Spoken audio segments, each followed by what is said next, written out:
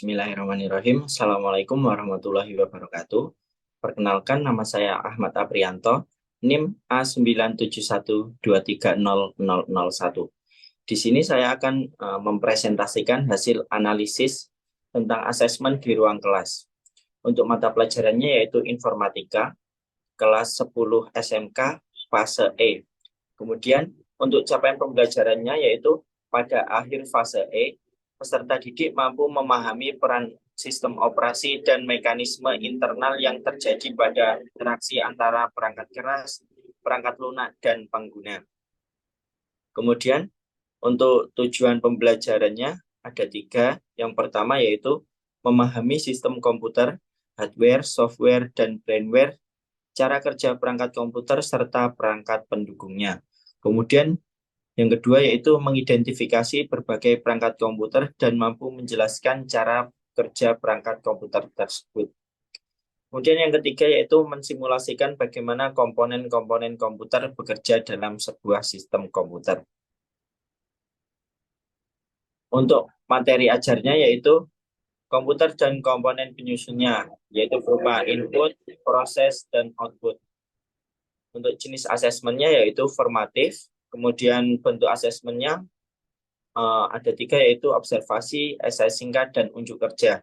Nah, untuk observasi yaitu asesmen afektif, kemudian asesmen kognitifnya berupa esai singkat, dan asesmen psikomotoriknya tentang unjuk kerja. Kemudian bagian mana dalam asesmen tersebut yang menunjukkan kesesuaian dengan tahapan perkembangan peserta didik? Jelaskan. Nah, dari modul tersebut yang sudah menunjukkan kesesuaian dengan tahapan perkembangan peserta didik, yaitu dengan menggunakan asesmen kognitif, psikomotor, dan afektif.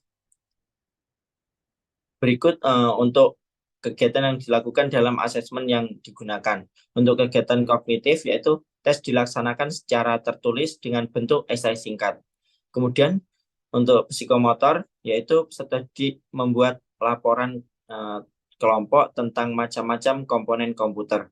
Nah, untuk afektif, yaitu dengan observasi untuk mengetahui karakter, profil pelajar Pancasila, dan keaktifan peserta didik dalam mengikuti pembelajaran.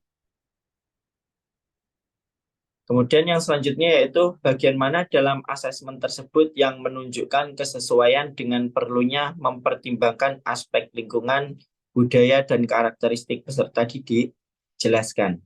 Nah, dalam modul ini sudah menunjukkan kesesuaian dengan perlunya mempertimbangkan aspek lingkungan, budaya, dan karakteristik peserta didik, yaitu pada asesmen afektif. Dengan asesmen ini, karakter peserta didik dapat dinilai melalui observasi karakter profil pelajar Pancasila dan keaktifan peserta didik dalam mengikuti pembelajaran. Kemudian, bagian mana dalam asesmen tersebut yang menunjukkan kesesuaian dengan kemampuan peserta didik? Jelaskan. Nah, dalam kegiatan unjuk kerja atau asesmen psikomotorik, peserta didik diberikan tugas untuk membuat laporan tentang macam-macam komponen komputer.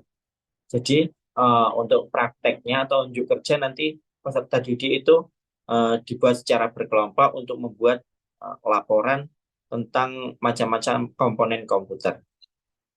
Kemudian bagian mana dari asesmen tersebut yang menunjukkan kesesuaian bahwa sudah memberikan ruang bagi peserta didik untuk memberikan umpan balik terhadap proses pembelajaran mereka. Nah, untuk memberikan umpan balik terhadap pembelajaran, peserta didik dapat memberikan melalui kegiatan refleksi peserta didik, di mana pada kegiatan tersebut peserta didik diberikan kebebasan untuk memberikan feedback atau umpan balik selama pembelajaran, mulai dari hal yang sudah dipelajari, hal yang kurang dipahami, dan perasaan setelah mengikuti pembelajaran.